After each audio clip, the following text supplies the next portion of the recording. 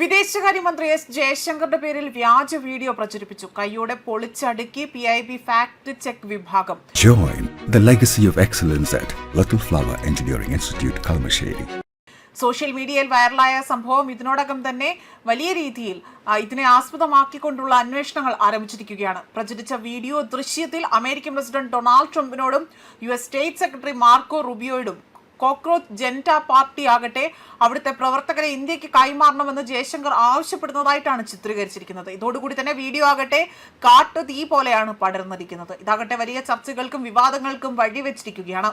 ഇതോടുകൂടി തന്നെ സാമൂഹ്യ മാധ്യമങ്ങളിൽ പ്രചരിച്ച വീഡിയോ വ്യാജമെന്ന് press information bureau artificial intelligence ഉപയോഗിച്ചുകൊണ്ട് തന്നെ ഇതിൽ കൃത്യമായി തന്നെ ഉപയോഗിച്ച് നിർമ്മാണം നടത്തിയതാണ് എന്ന് ഈ വീഡിയോ വെച്ചുകൊണ്ട് തന്നെ കണ്ടെത്തുകയാണ് ചെയ്തിരിക്കുന്നത്.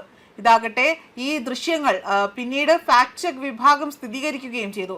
ദൃശ്യങ്ങൾ പൂർണ്ണമായും വ്യാജമാണ് എന്നും ആർട്ടിഫിഷ്യൽ ഇന്റലിജൻസ് സാങ്കേതിക വിദ്യ ഉപയോഗിച്ചുകൊണ്ട് കൃത്രിമമായി തന്നെ നിർമ്മിച്ചതാണ് എന്നും പ്രസ് ഇൻഫർമേഷൻ ബ്യൂറോയും ഇത് സ്ഥിരീകരിച്ചിട്ടുണ്ട്.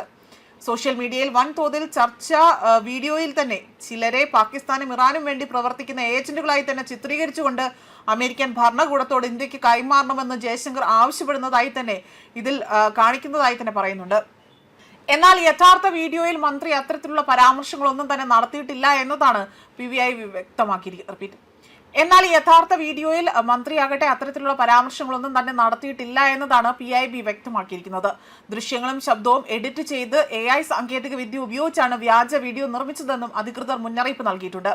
കേന്ദ്ര സർക്കാർ ഏജൻസികൾ പറയുന്നത് പൊതുജനങ്ങളെ തെറ്റിദ്ധരിപ്പിക്കുവാനും രാഷ്ട്രീയ ആശയക്കുഴപ്പം സൃഷ്ടിക്കുവാനുമായി തന്നെ ഡീപ് ഫേക്ക് സാങ്കേതിക വിദ്യയുടെ ദുരുപയോഗം വർദ്ധിച്ചു വരുന്നതാണ് എന്നതാണ്.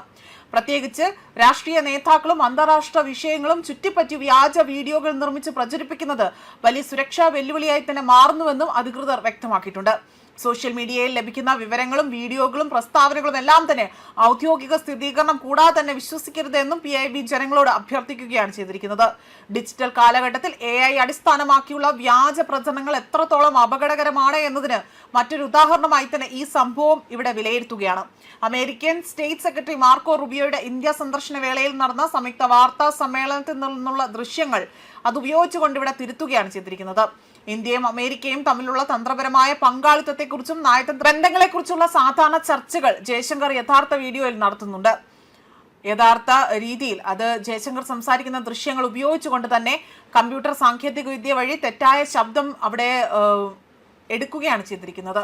ഇന്ത്യയിലെ തൊഴിലില്ലാത്ത യുവാക്കളെ ചീഫ് ജസ്റ്റിസ് സൂര്യകാന്ത് കോക്രോച്ചുകൾ എന്ന് വിശേഷിപ്പിച്ചതിനെതിരായ പരിഹാസ രൂപത്തിലുള്ള ഒരു പ്രതിഷേധമാണ് ഈ ക്യാമ്പയിൻ. ഇതിന്റെ സ്ഥാപകനായ അഭിജിത്ത് ദീപകിനെ നിലവിൽ അമേരിക്കയിലാണ് താമസിക്കുന്നത്. ഇദ്ദേഹത്തിനെതിരെ കോടതിയിൽ ചില പൊതു താല്പര്യ ഹർജികൾ നിലനിൽക്കുന്നുണ്ട്. ഇദ്ദേഹത്തിന്റെ പ്രവർത്തനങ്ങളെ തെറ്റായ രീതിയിൽ ചിത്രീകരിക്കാനാണ് ഈ AI വീഡിയോ ഉപയോഗിച്ചിരിക്കുന്നത് എന്നതാണ് കണ്ടെത്തിയിരിക്കുന്നത്. ന്യൂസ് ഡെസ്ക് കർമ്മ ന്യൂസ്.